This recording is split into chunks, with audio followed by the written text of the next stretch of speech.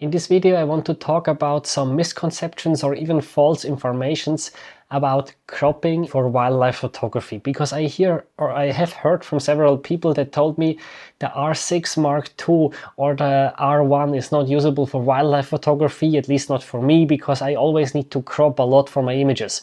And I have the opinion that if you need to crop every image so much that a 24 megapixel camera is not enough, maybe you are doing something wrong.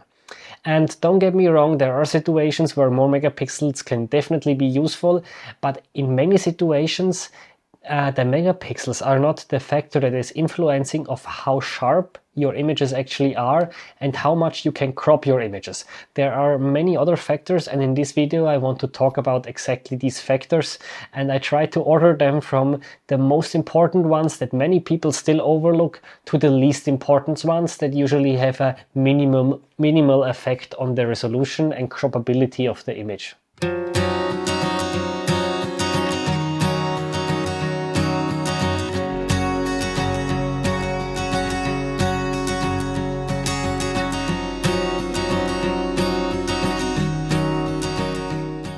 So the first problem that I see quite often, why the images are not so sharp, or at least if you start zooming in, especially with a 45 or 60 megapixel camera, you start zooming in and they're not so sharp anymore, is just some sort of heat haze, fog, dust, snow, rain, basically any type of particles that are between your camera, your lens and your subject.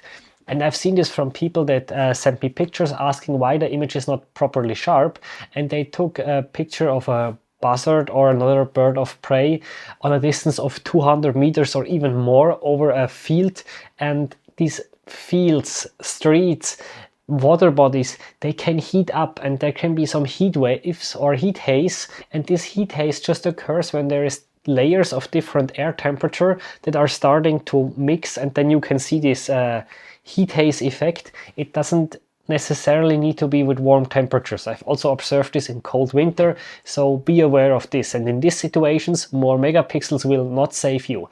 The only thing that will really give you better image quality is getting physically closer to the animal.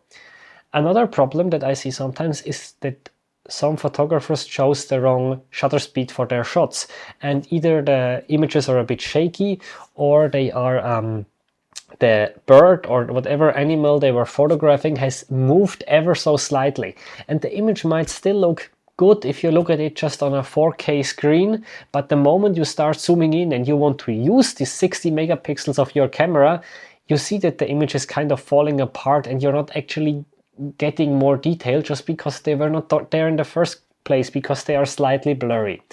And a very similar case of camera or user failure is if the autofocus is slightly off. So just imagine you're taking pictures of a bird, and instead of the autofocus or the focus plane being exactly on the eye, it's somewhere between the eye and the beak.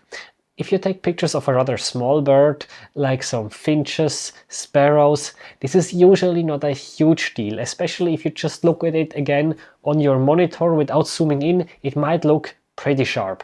But the moment you start zooming in, you will see the difference, and there again, more megapixels will not save you. The next thing that is really important for getting highly detailed wildlife shots is of course the lens that you use with the camera.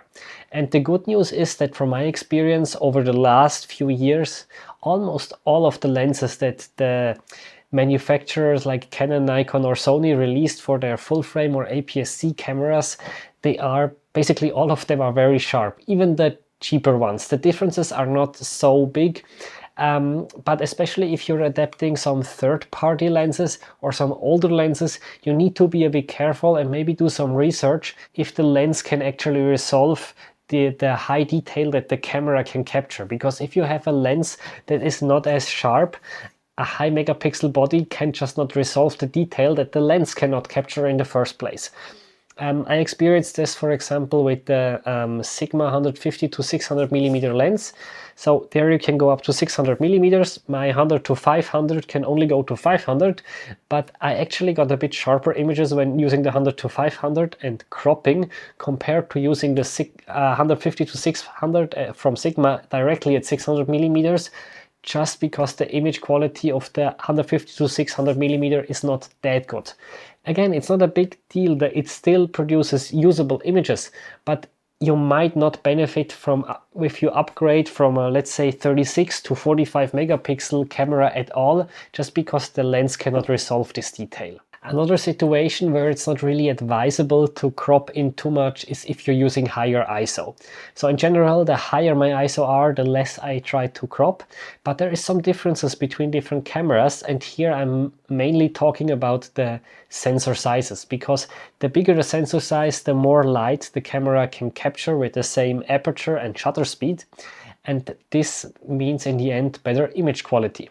So it can definitely be that if I'm in a really low light situation, let's say I'm shooting at 12,800 ISO or something like this, that a full frame camera with 24 megapixels might allow me to crop in more than an APS-C camera with 30 megapixels. Another aspect that is maybe not so relevant in wildlife photography is the diffraction.